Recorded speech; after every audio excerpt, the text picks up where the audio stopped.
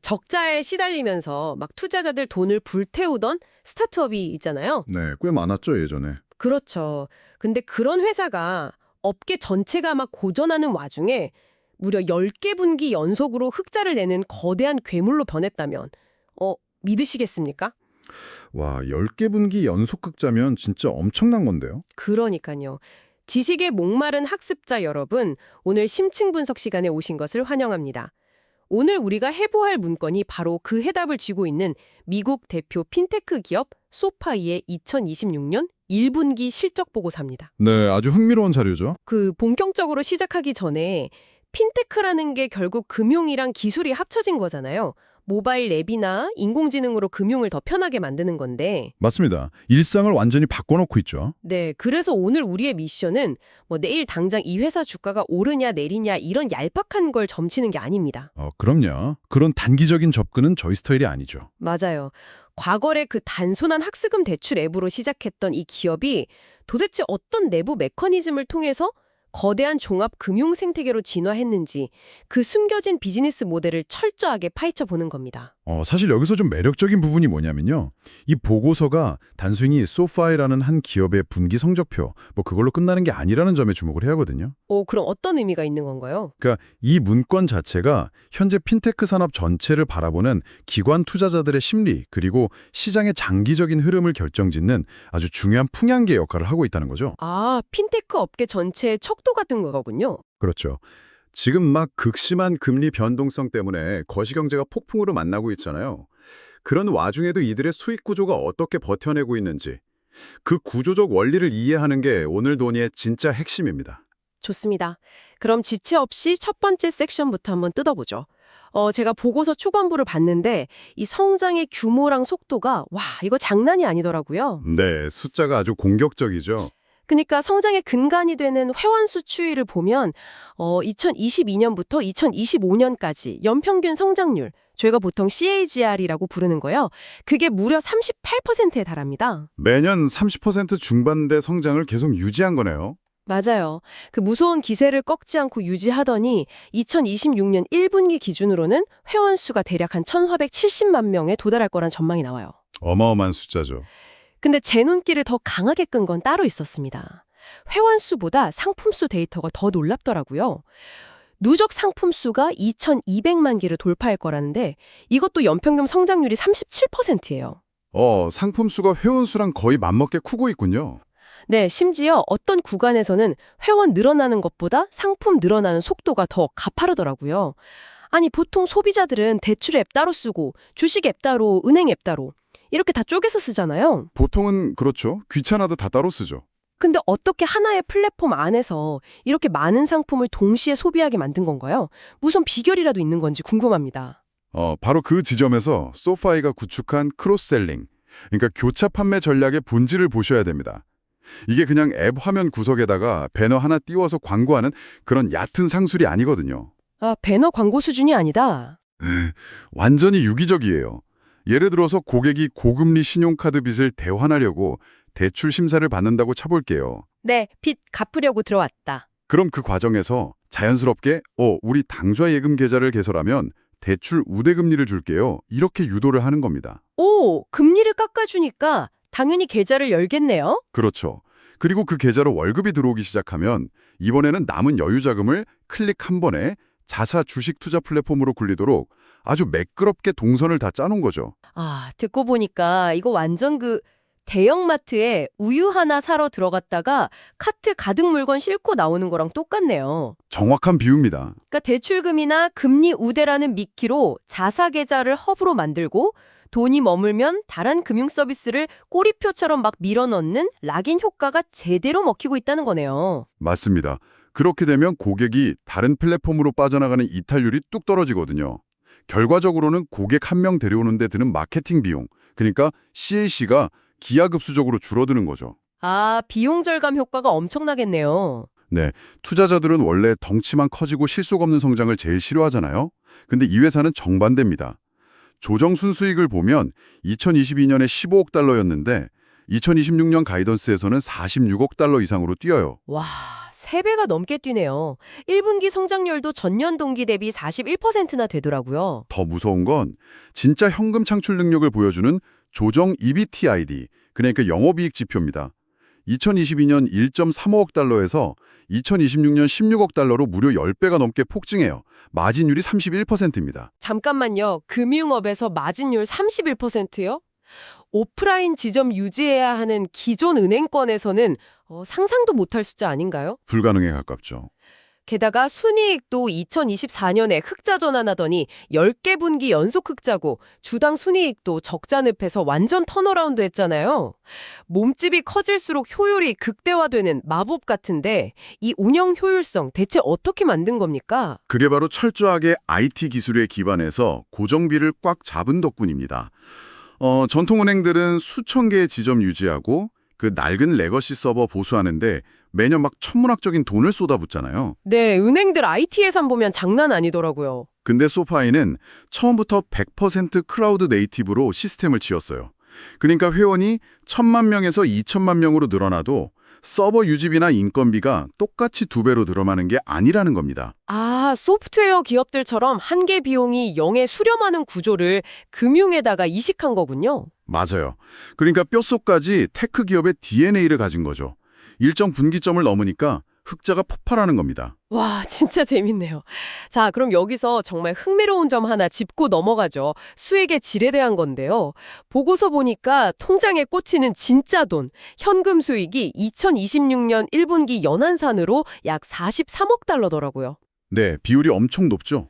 조정순 수익 대비 현금 수익 비율이 무려 95% 이상이에요.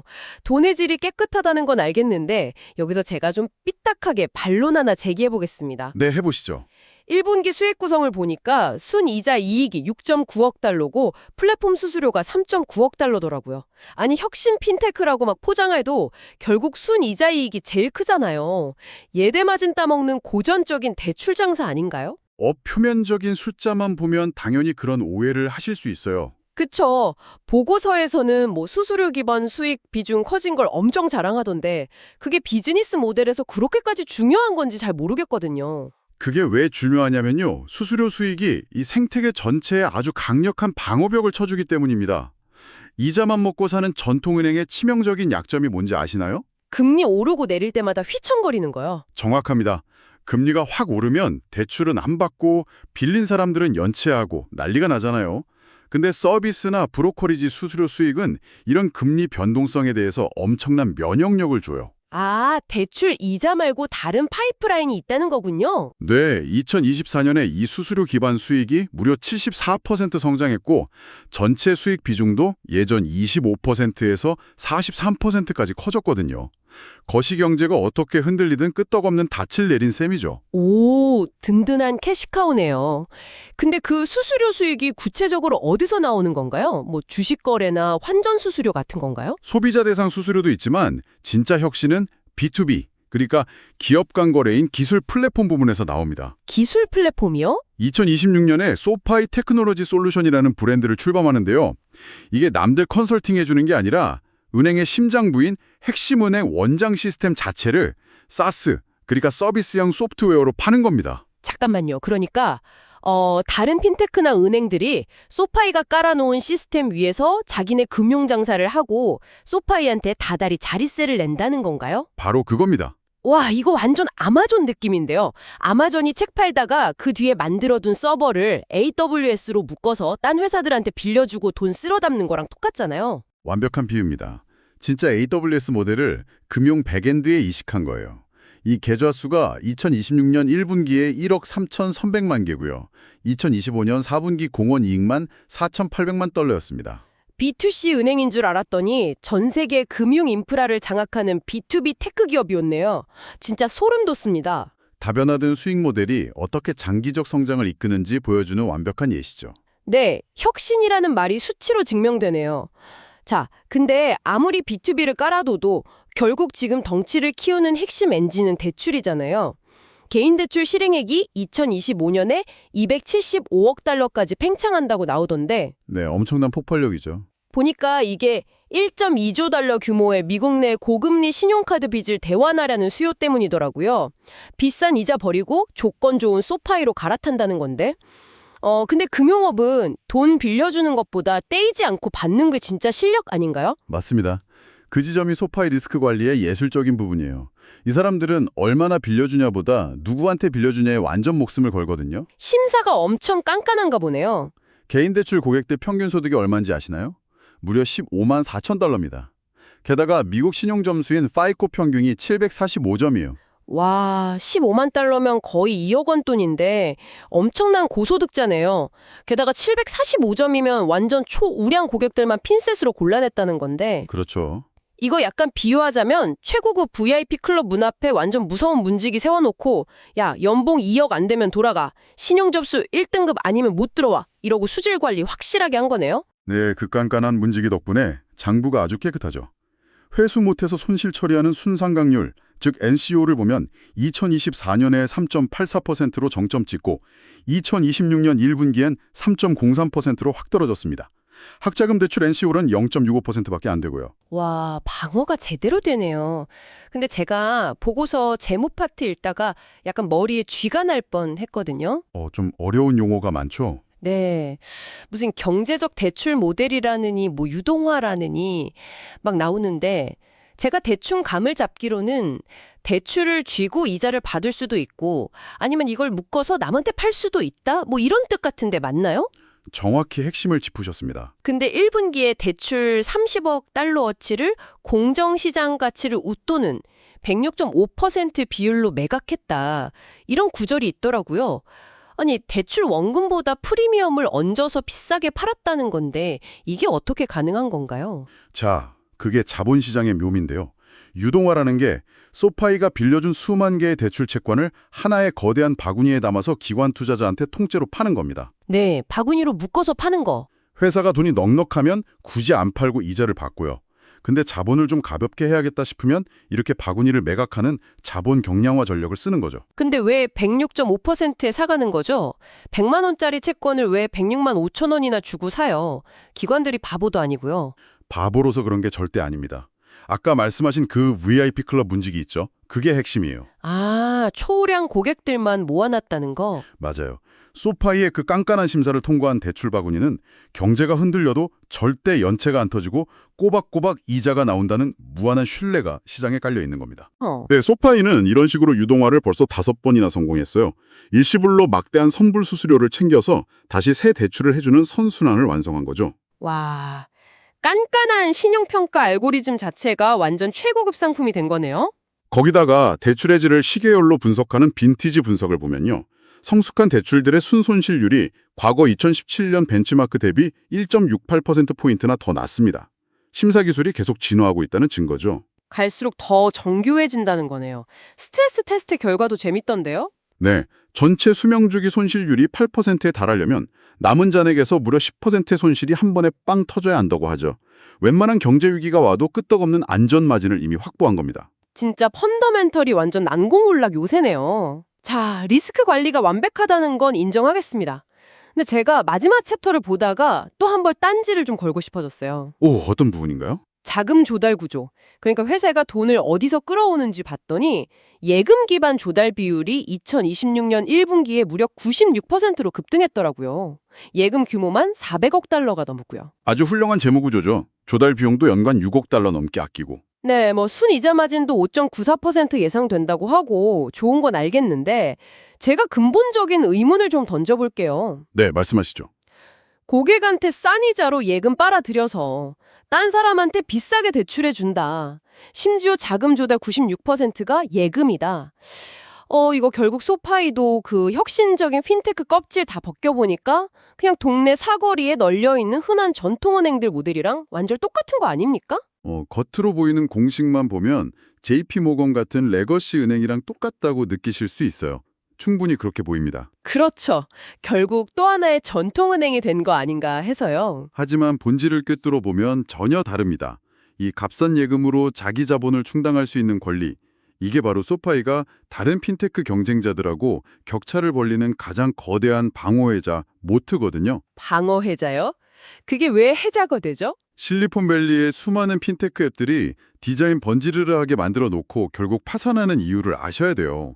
정식 은행 라이선스가 없어서 경제 나빠지는 외부에서 비싼 이자 주고 돈을 꺼와야 하거든요. 아, 외부 자금줄에 목줄이 묶여 있구나. 네, 위기 오면 그 줄이 제일 먼저 끊기잖아요. 근데 소파이는 진짜 피나는 노력 끝에 은행 라이선스를 땄고 남한테 안 기대고 자기 앞마당에 400억 달러짜리 거대한 우물을 파버린 겁니다. 와, 비싼 돈 주고 남의 물 사다 먹는 게 아니라 자기 앞마당 우물을 독점했다. 표현이 확 와닿네요. 이 우물이 회사를 얼마나 단단하게 지키는지 자본 적정성 지표를 보면 체감이 되실 겁니다. 은행의 핵심 자본 비율인 CET1이라는 게 있어요. 위기 때 방파제 역할을 하는 거죠. 규제 당국 요구치가 어느 정도인가요? 최소치가 7.0%인데 소파이는 무려 21.1%나 쌓아두고 있습니다. 요구치의 3배죠. 레버리지 비율도 최소 4.0%인데 17.7%고요. 회사의 실질적인 순자산 가치도 92억 달러에 ROTC도 8.0%에 달합니다. 오, 그 ROTC 8.0%라는 수치 재밌네요. 그 92억 달러라는 자본을 그냥 금고에 묵혀두는 게 아니라 엄청 효율적으로 굴려서 주주들한테 이익을 돌려주고 있다는 거잖아요. 몸집에 맞게 근육을 아주 제대로 쓰고 있네요. 정확합니다. 그리고 이 압도적인 자본력에 아까 말씀드린 클라우드 비용 효율성이 결합되면서 엄청난 시너지가 터져요. 2026년에 수익은 30% 성장하는데 영업이익인 EBITDA는 52%, 순이익은 72%가 폭증한다고 전망되거든요. 매출 크는 것보다 이익 늘어나는 속도가 훨씬 빠르네요. 네, 고정비는 꽉 잡아놨으니까 파이가 커질수록 이익이 기하급수적으로 벌어지는 마법, 즉 영업 레버리지가 만개하고 있는 겁니다. 야, 진짜 오늘 이야기 쫙 듣고 나니까 그 파편 같은 수많은 숫자 데이터들이 하나의 거대한 톱니바퀴로 완벽하게 물려서 돌아가는 게 눈에 그려집니다. 맞아요. 이 회사의 진정한 가치가 보이죠? 청취자 여러분, 오늘 우리가 진짜 샅샅이 파헤친 이 소파의 1분기 실적 보고서 이거 단순한 IT 기업 실적 뉴스가 절대 아닙니다. 막대한 자본 불태우던 위태로운 성장주가 어떻게 그 혹독한 매크로 환경을 뚫고 탄탄한 우량 기업으로 진화했는지 완벽하게 증명하는 문건이네요. 그러니까요. 크로스셀링으로 묶어둔 1,470만 명 회원, 금리 변동성에 면역된 B2B 플랫폼, 그리고 깐깐한 대출 유동화랑 21% 넘는 막강한 자본력까지 금융업에서 완벽한 방어벽을 세우는 교과서적인 사례입니다. 정말 훌륭한 비즈니스 진화 사례네요. 자, 청취자 여러분, 오늘 살펴본 이 방대한 데이터가 여러분의 포트폴리오나 비즈니스 전략에 어떤 새로운 영감을 주었나요? 겉보기엔 화려한 앱이지만 그 뒤에서 치밀하게 돌아가는 리스크 관리의 플라이휠을 선명하게 그려보셨길 바랍니다. 많은 인사이트를 얻으셨을 겁니다. 자, 그럼 여기서 마지막으로 여러분이 혼자 곰곰이 씹어보실 만한 도발적인 질문 하나 던지면서 오늘 시간 마무리하겠습니다. 만약에요, JP모건이나 뱅크 오브 아메리카 같은 거대한 전통은행들이 막대한 자본으로 소파이의 이 클라우드 네이티브 생태계를 똑같이 복제하려고 들면 과연 어떤 일이 벌어질까요? 무서운 상상이네요. 그 수십 년 된 레거시 시스템을 가진 거인들이 과연 몸을 가볍게 만들 수 있을까요? 아니면 소파이가 만들어낸 이 촘촘한 IT DNA는 돈을 아무리 쏟아부어도 절대 모방할 수 없는 고유의 성벽일까요? 그 해답은 여러분 스스로 찾아보시길 바랍니다. 오늘 저희가 준비한 심층 분석 시간은 여기까지입니다.